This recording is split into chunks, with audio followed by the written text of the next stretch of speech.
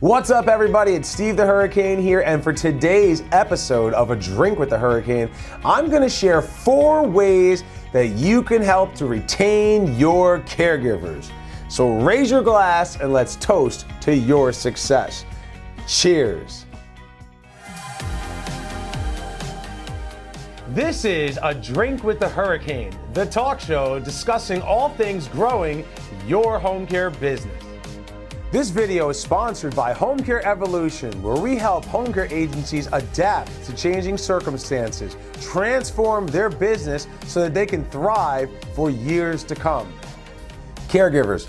Everything is about caregivers. We can't get enough of them, and we don't have enough ways to keep them working for us.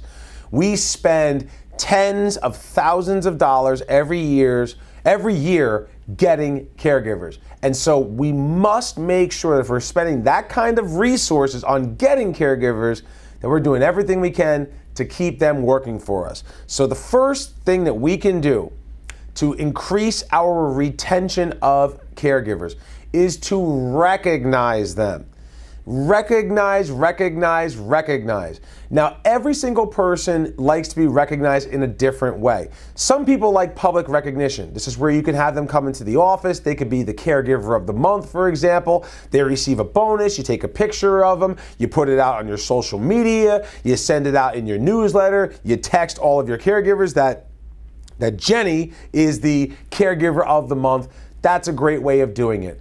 Other ways of doing recognition is in a more professional, quiet, one-on-one setting. You have a caregiver who's taken a couple of shifts last minute to help you out and pulled some overtime. Yes, they're getting overtime, but show up at that house when they're working a shift. Come by with a gift card for gasoline, a gift card to the supermarket, a gift card to Starbucks or Dunkin' Donuts, or something that you think they will appreciate, and just be like, hey, Lisa, I want to say thank you for taking these shifts last minute. I know I don't have to do this. I know that you love doing what you do, but I really appreciate you. Here's a little something from me to you, extra, above and beyond, just thanking you and recognizing you for what you've done. That little recognition, $25 gift card, will mean the world to a caregiver. Because let's face it, caregivers don't make a lot of money. We know this. They're never going to be rich, all right? Why are they caregivers? Because they care about other people. You taking the time that you care about them, that is going to help to retain your caregivers. The second thing you can do, and I'm going to say this is the most important one, is to set your business up where you can give your caregivers a livable work-life schedule. Because I think the biggest issue, the number one issue and complaint that caregivers have is they complain that they have inconsistent hours. Meaning, we're trying to piece together 40 hours for this caregiver, so they're working 8 hours from 11 o'clock at night to 7 o'clock in the morning on one day, then they're working from 9 o'clock to 5 o'clock 2 other days, then they have Thursday and Friday off, then they got to work Saturday and Sunday for 10 hours each day, and that gives them 36 hours, which is a full-time schedule. No, and then next week, it's a completely different schedule. It sets it up so that it becomes impossible to have a work-life balance. Our caregivers are human beings just like you and me. Some of our caregivers are married. Some of our caregivers have children. All of our caregivers have other responsibilities besides work. They're not living so that they can work. They work so that they can live. So set up schedules. How do you do schedules? You set it up by having minimums. When you're selling to your clients, you sell them a 20-hour shift. A 20-hour shift could be 8 o'clock in the morning to 12 noon, a 1-hour break in the middle for lunch and travel time, and then another shift that starts at 1 o'clock to 5 o'clock. That is a workable shift. That's 40 hours Monday through Friday, and that's easy for you to be able to retain your caregivers, because when one client cancels, you sell another client on the same hours and you plug and play.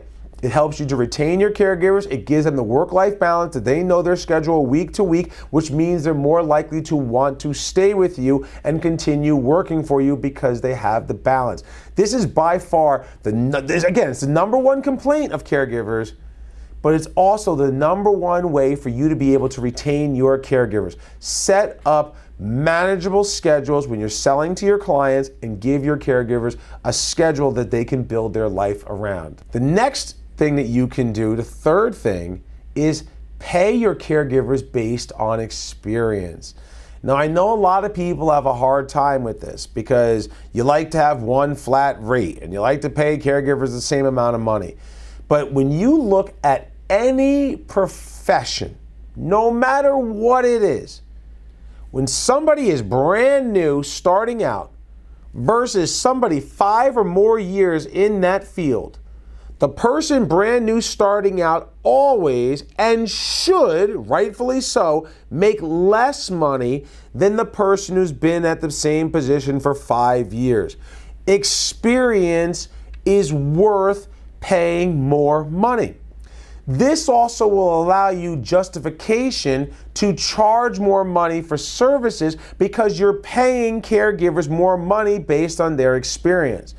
This is something that I did regularly with my agency back in the day that I had.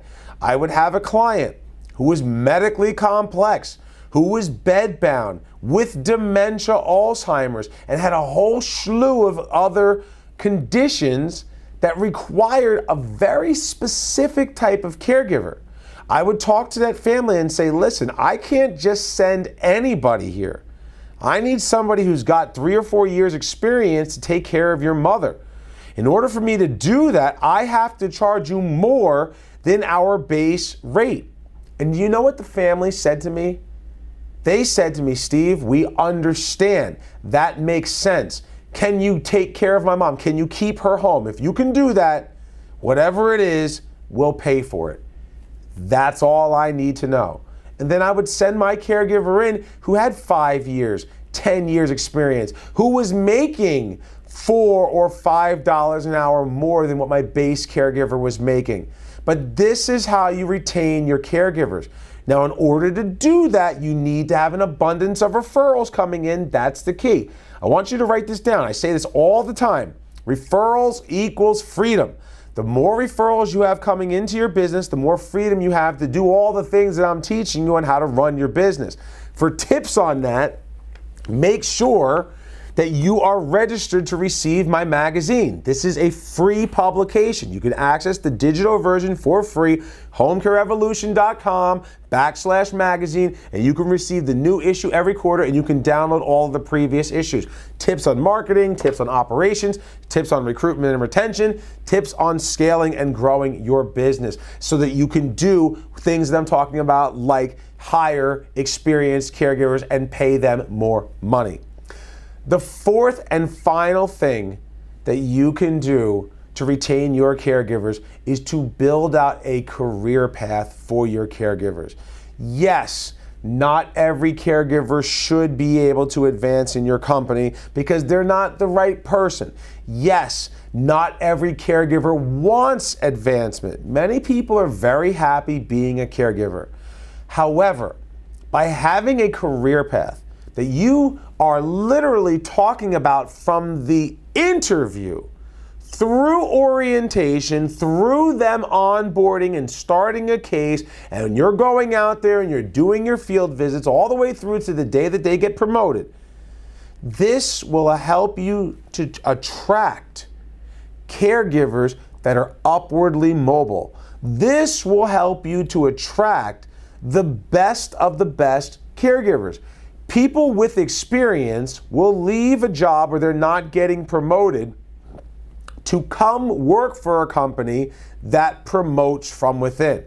By having a career path, this gives you just another way to recognize top performing success and advancement.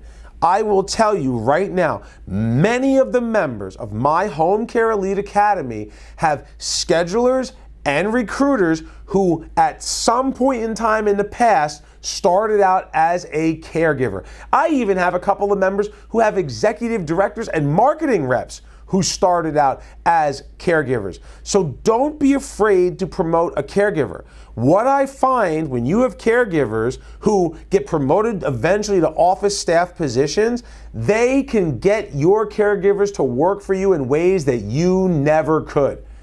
And caregivers will want to work for your company because they realize, you mean I don't have to be a caregiver for the rest of my life? There's a chance for me to advance here. That's how you attract and retain talent. And caregivers, yes, they are talent. So if you need help growing your business, if you like what I'm saying here, but you still need more assistance, if you need help in any areas of growing your home care agency, do the right thing. Pick up the phone, give us a call, and let us help you blow away the competition.